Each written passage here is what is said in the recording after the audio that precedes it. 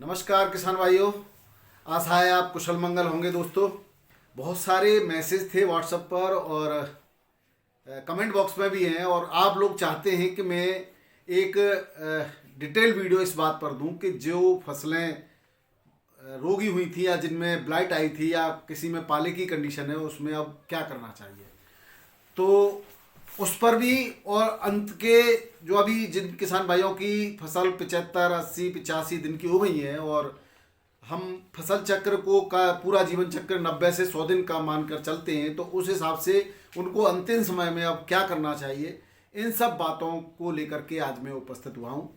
हालांकि हर प्रकार के अलग अलग वीडियो पीजीआर, एनपीके, माइक्रोन्यूट्रेंट्स के आपको चैनल पर मिल जाएंगे। मेरे चैनल पर सब कुछ है और पूरी तरह से वैज्ञानिक जानकारी है, वैज्ञानिक तरीके से रिसर्च पेपर के आधार पर जानकारी है। कुछ भी जानकारी ऐसी नहीं है जिसमें कोई तुक्काफिकेशन हो, या तो अनुभव के आधार पर होगी या वैज्ञानिक जो है प्रयोगों के आधार पर प्रमाणित जानकारी होगी। तो आइए शुरू करते हैं। मैं हूं आपका डॉक्टर के भारद्वाज और आप देख रहे हैं ब्रजराज कृषि फार्म यूट्यूब चैनल। दोस्तों, सबसे पहले बात करते हैं दोस्तों कि आलू के अंतिम समय पर अब आपको क्या करना चाहिए। जिन किसान भाइयों की फसलें 75 दिन के बाद यानी 80, 85 दिन की हैं, उनको अब क्या करना चाहिए। दो कंडीशन है दोस्तों। इस पीरियड में आपका किसी रोग की को कई फंगीसाइड्स स्प्रे करने के बाद आप उसको सही करके उससे निकले हैं, यानी पौधा स्ट्रेस से अभी अभी निकला है, या कोई रोग आया नहीं, पूरे समय आपकी फसल सुरक्षित रही है।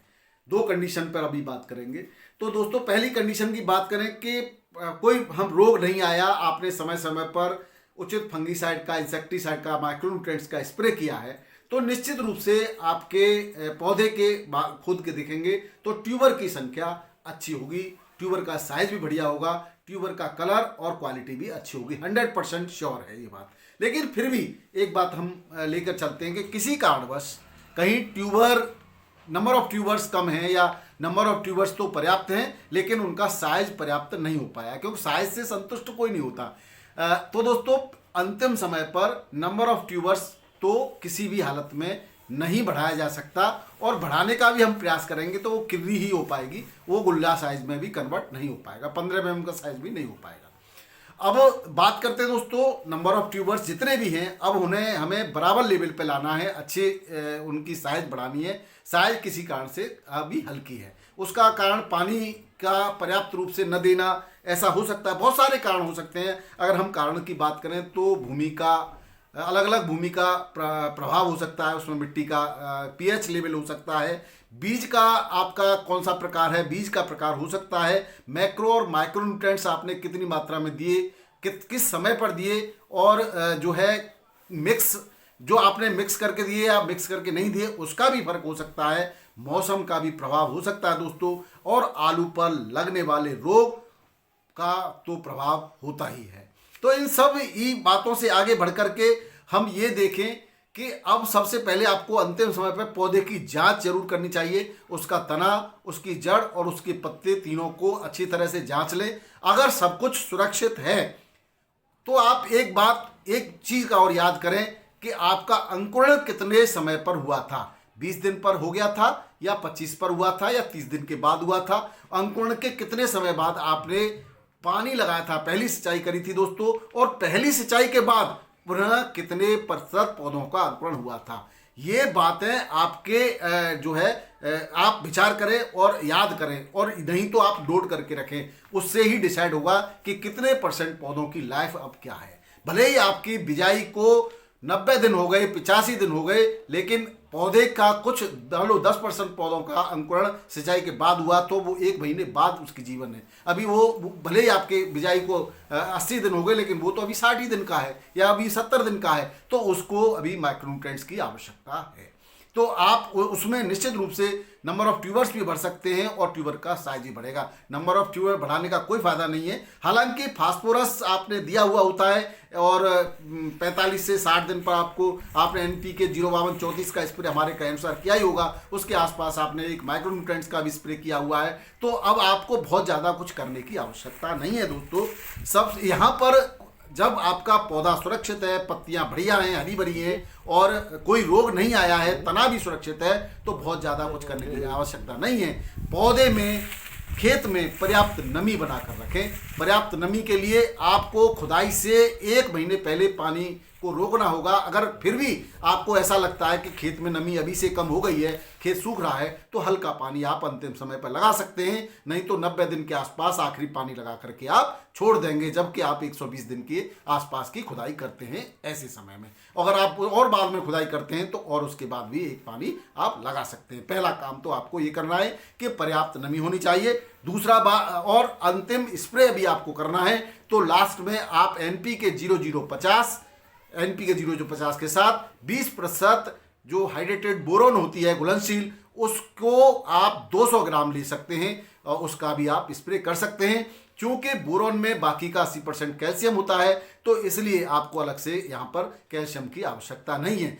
अगर अब दूसरी कंडीशन में हम दूसरी बात और बताएंगे आपको। इसके अलावा माइक्रोन्यूट्रिएंट्स अगर आपने पहले स्प्रे कर दिए हैं तो अब माइक्रोन्यूट्रिएंट्स की ज़्यादा आवश्यकता नहीं है। फिर भी अगर ऐसा लगता है कि पौधे पर पीलापन आ रहा है, पौधा मुरझा सकता है, तो यहाँ पर आप मैग्नीशियम और जिंक का भी स्प्रे इसके साथ कर सकते हैं, लेकिन उसको चिलेटेड फॉर्म में लेना ज़्यादा बेहतर होता है। हालांकि 0050 में पोटेशियम होता है और पोटेशियम के साथ सल्फेट की फॉर्म में भी आप माइक्रोन्यूट्रिएंट्स का स्प्रे कर सकते हैं। बात मैं बिल्कुल स्पष्ट रूप से कह रहा हूँ।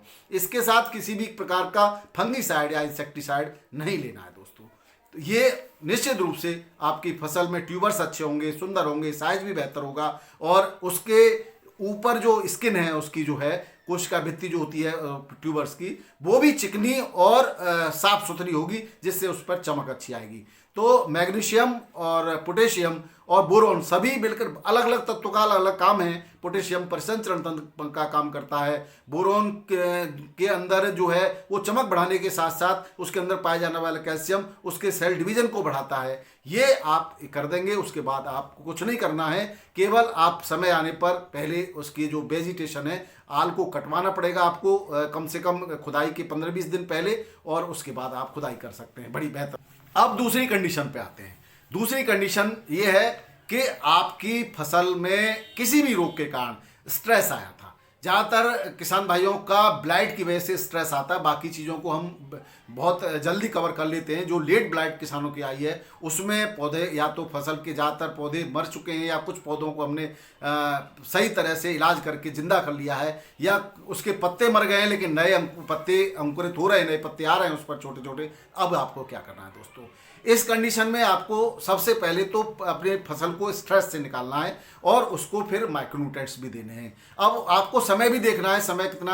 देखिए 90 दिन के बाद तो कुछ भी देना बेकार होगा, लेकिन अगर आपके पास समय है, और मैंने जो पहले 3 बातें बताई कि जर्मिनेशन कब हुआ था, क्या है, इस हिसाब से अगर आपकी फसल में थोड़ा भी समय है और नए अंकुर बढ़िया हो रहे हैं, तो आप यहाँ पर जो है पहले तो आप देखो सल्फर, लिक्विड सल्फर आती है तो 20% के घोल में और 40% के घोल में लिक्विड सल्फर आती है। अगर लिक्विड सल्फर आप 20% देते हैं तो आपको 1 kg लेनी पड़ेगी एकड़ के लिए, और अगर 40% लेते हैं तो आपको 500 ग्राम में ही आपका 1 एकड़ में काम चल जाएगा। उसका आपको स्प्रे करना है। अगर आपने इससे पहले कॉपर ऑक्सीक्लोराइड का स्प्रे किया है तो उसकी अब नहीं करना है, और अगर आपने सल्फर का स्प्रे किया है तो 15 दिन का कम से कम गैप होना चाहिए। ये भी आप सुनिश्चित कर लें। हो सकता है आपने पहले सल्फर का कर दिया हो और फिर मैं बता रहा हूँ इसलिए आपने फिर सल्फर का कर दिया, तो आप ये समझ लें कि उसमें 15 दिन का गैप होना चाहिए। अगर आप लिक्विड सल्फर का स्प्रे करते हैं दोस्तों, तो लिक्विड सल्फर के स्प्रे के अंदर जो है, लिक्विड सल्फर के अंदर जो लाभ हुए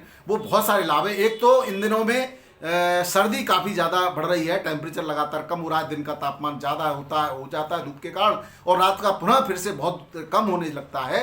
तो जब रात का तापमान कम होता है तो दोस्तों को जो आपका पौधा है, पौधे के अंदर वो जो जाइलम और फ्लोएम जो होते हैं, तो जाइलम के अंदर पानी लगातार भरा हुआ होता है, और वो पानी जब जमता है, चूंकि बर्फ का तापमान बर्फ का आयतन पानी के आयतन से ज़्यादा होता है, तो बर्फ का आयतन ज़्यादा होने की वजह से अंदर से वो आयतन बढ़ता है और ऊपर से सर्दी के कारण पौधा सिकुड़ता है, तो दोनों एक दूसरे के विरोधाभासी क्रियाएं होती हैं, तो उसकी वजह से उसकी कोशिका भित्ति फट जाती है, यानी कि उसके अंदर जो तना है वो डैमेज हो जाता है, उसके टिश्यू जो है डैमेज हो जाते हैं। तो वहां से जैसे ही तना डैमेज होगा दोस्तों, वो पौधा मरना स्टार्ट हो जाएगा। इसको कहते हैं पाला मार जाना। तो अगर इस कंडीशन में को भी बचाएगा, एक तो आपने अगर कॉपर ऑक्सीक्लोराइड का स्प्रे किया है पहले, तो वो भी बचाएगा दोस्तों। वो नहीं किया है तो इस समय आप लिक्विड सल्फर का स्प्रे करते हैं, तो वो आपको इस कंडीशन से बचाएगा। ऐसी कंडीशन नहीं होने देगा, क्योंकि लिक्विड सल्फर न तो बहुत जल्दी से उसके आयतन को नहीं बढ़ेगा, अंदर जो बर्फ जमने वाली प्रक्रिया उसको होने नहीं देगा, तो आपका पौधा सुरक्षित रहेगा। तो ये एक तो ये फायदा है। इसके अलावा लिक्विड सल्फर के अंदर जो है फंगीसाइड्स के भी गुण होते हैं, तो छोटे मोटे फंगस से भी बचाता है। इंसेक्टिसाइड के भी गुण होते हैं, तो छोटे मोटे इंसेक्ट से भी बचाएगा दोस्तों। इसके अलावा जो है इसके अंदर नई पत्तियों का जो निर्माण हो रहा है उनके अंदर क्लोरोफिल की मात्रा को बढ़ाएगा, जिससे फोटोसिंथेसिस की प्रोसेस तेज होगी और आपका ट्यूबर बढ़ेगा। तो यहाँ पर जो है बहुत सारे काम हैं सल्फर के, और मैंने एक वीडियो सल्फर का विभिन्न चरणों में का उपयोग किस तरह से करना चाहिए उसका भी दिया, उसको भी आप एक बार देख सकते हैं डिटेल में इसकी जानकारी करने के लिए।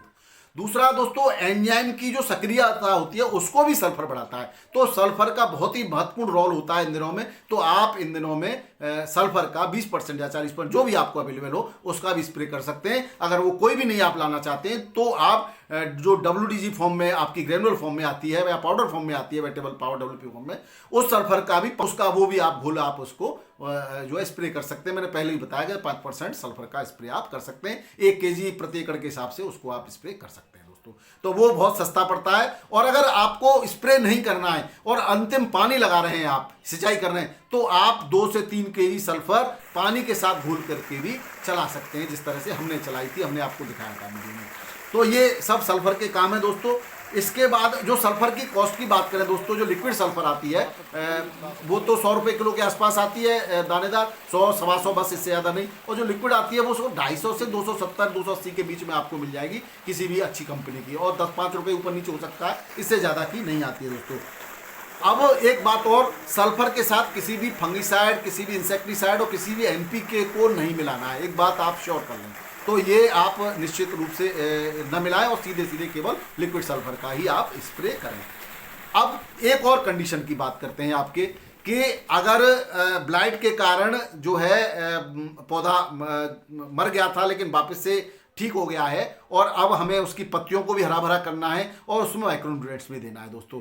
तो यहाँ पर आप सल्फर के साथ 250 ग्राम चिलेटेड मैग्नीशियम को अलग घोल बना करके और मिला करके स्प्रे कर सकते हैं। उससे क्या है, तुरंत पत्तियां हरी भरी, हालांकि सल्फर भी अपने आप में क्लोरोफिल निर्माण का काम करता है और मैग्नीशियम भी उसकी क्रिया को तेज कर देगा। और एक अलग से पानी के साथ आपको चलाना है तो माइक्रोन्यूट्रिएंट्स का घोल चला सकते हैं, या इसके बाद एक स्प्रे माइक्रोन्यूट्रिएंट्स का भी 2-3 दिन बाद कर सकते हैं। तो बेहतरीन तरीके से आपके पुनः आलू निर्माण की प्रक्रिया, बाकी के उसमें माइक्रोन्यूट्रिएंट्स में NPK 0050 और बोरोन भी मिला सकते हैं, लेकिन सल्फर के साथ ये सब चीजें नहीं मिलानी है। आप समझ गए होंगे मैं क्या कहना चाहता हूं। निश्चित रूप से आपके को लाभ होगा दोस्तों, क्योंकि जो नुकसान हुआ है उसकी भरपाई तो कोई नहीं कर सकता, लेकिन आगे हम क्या और लाभ कर सकते हैं वो जरूर कर सकते हैं।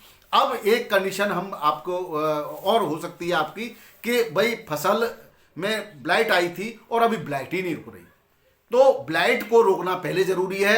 अगर आपका पौधा बीमार है, कमजोर है, तो न तो कोई माइक्रोन्यूट्रिएंट्स का फायदा होगा आपको, न किसी PGR का फायदा होगा, और न किसी सल्फर तो आप कंडीशन के हिसाब से स्प्रे कर सकते हैं। तो सबसे पहले आप ब्लाइट के, हमने 3 वीडियो दे रखे हैं और भी हमारे पुराने हैं, तो ब्लाइट में आप सबसे पहले ब्लाइट को ठीक करें, रोगी पौधे को ठीक करें। किसी भी माइक्रोन्यूट्रिएंट्स का इस समय रोगी पौधे पर कोई फायदा नहीं होगा। अब एक कंडीशन और, आपकी वेजिटेशन बहुत बढ़िया है, पौधा बिल्कुल हरा भरा है, तना भी उसका सुरक्षित है, किसी कारण से आपके ट्यूबर्स नहीं बढ़े हैं, तो आपको PGR का स्प्रे करना है।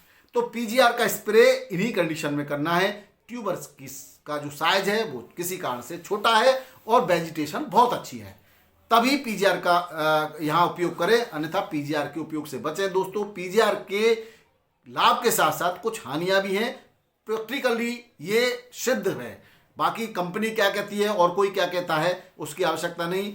और इस समय आप जिबरेलिन या जिबरेलिक एसिड के प्रयोग से बिल्कुल बचिए, क्योंकि जिबरेलिक एसिड एक सिस्टम में जाकर के काम करता है और वो नोड और एंटी नोड को बढ़ाने के अलावा और कुछ नहीं करेगा, यानी पौधे की वानस्पतिक विकास को जरूर करेगा। कहीं हो सकता है थोड़ा बहुत ट्यूबर का भी फुलाव पैदा करे, लेकिन वो ट्यूबर में नुकसान ज़्यादा कर देगा, उसकी जो स्टोरेज कैपेसिटी है वो कम हो जाएगी। यहाँ पर आप मैपिक्वेट क्लोराइड का प्रयोग कर सकते हैं और मैपिक्वेट क्लोराइड कर सकते हैं या क्लोरमेट क्लोराइड कर सकते हैं। ये पैक्लोब्यूटाजोल का भी प्रयोग कर सकते हैं, जो कि कल्टार के अंदर आता है और 23% की फॉर्म में जो आता है उसका 50 ml से लेकर के 70-80 ml तक का प्रति एकड़ के हिसाब से स्प्रे कर सकते हैं। मैपिक्वेट का जो लेओसिन के अंदर आता है उसका 40 से 50 ml 60 ml प्रति एकड़ के हिसाब से स्प्रे कर सकते हैं दोस्तों।